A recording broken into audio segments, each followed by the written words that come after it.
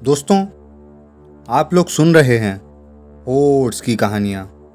दिल्ली शहर, जो कि भारत की राजधानी है, यह शहर बहुत ही खूबसूरत और बहुत बड़ा है। यदि आप एक बार दिल्ली जाओगे तो बार बार आपको लोगों को जानने का मन करेगा। दिल्ली में घूमने के लिए कई खूबसूरत जगह भी है। दोस्तों, कहा जाता है कि दिल्ली दिलवालों की है और यहाँ दिन की रोशनी और रात की चकाचौंध हमेशा इस शहर को जिंदा रखती है। पर इस रोशनी और चकाचौंध के पीछे छुपी है कई राज। इस राज को जानने की कोशिश किसी ने नहीं की, क्योंकि जिंदगी यहाँ चलती नहीं, दौड़ती है। शायद यही कारण था कि उन लोगों ने उनकी जिंदगी में हो रहे इस अजीबोगरीब घटना के पीछे का राज जानने की कोशिश नहीं की। आज की यह कहानी रवि और उसकी वाइफ और रमेश के साथ हुई घटना पर आधारित है।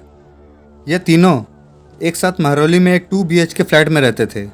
जहाँ शिफ्ट हुए उन्हें सिर्फ 3 महीने ही हुए थे। तीनों एक साथ एक ही प्रोडक्शन हाउस में काम करते थे, जो कि रवि और रमेश का अपना खुद का बिजनेस था। जिंदगी का हर लम्हा ये लोग साथ मिलकर बिताते थे, चाहे वह काम हो या घूमना। ये सभी अपनी लाइफ से बहुत खुश थे। लेकिन हर दिन सुबह 5 बजे अपने ऑफिस जाने के लिए जब उठते थे तो पूरे घर की लाइट ऑन मिलती थी। फिर एक दूसरे से सवाल जवाब करने से एक ही नतीजा निकलता था कि उन तीनों में से किसी ने भी लाइट ऑन नहीं की। इस अजीब घटना की शुरुआत आज से तकरीबन 3 महीने पहले हुई थी। उन्होंने यह बात किसी को भी नहीं बताई। उन्हें यह डर था कि शायद उनके दोस्त उनका मजाक बनाएंगे। और शाम में करीबन 5 बजे यह तीनों अपने काम से लौटते थे। शाम 6 बजे घर का काम करने वाली बाई भी आ जाती थी और कभी कभी उसका बच्चा भी आया करता था। वह चीज़ों के साथ छेड़खानी करता, पर कोई कुछ नहीं कहता, क्योंकि उनके इलाके में बाई मिलना बहुत ही मुश्किल था।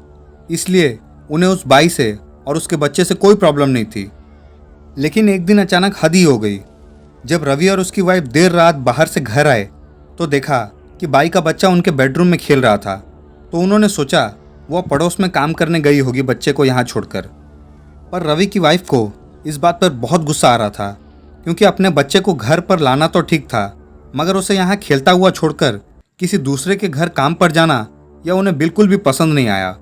दोनों ने 1 घंटा इंतजार किया।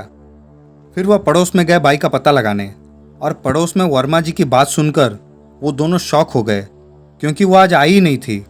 फिर दोनों घर गए तो उन्होंने देखा बच्चा पूरे घर में नहीं था। बच्चा आखिर गया तो गया कहाँ? फिर उन्होंने इस बारे में ज़्यादा नहीं सोचा, क्योंकि उन्हें एक पार्टी में जाना था। फिर रात को रमेश लेट नाइट शूट करके आया और उसने देखा पूरे घर की लाइट और बाथरूम की लाइट ऑन पड़ी थी।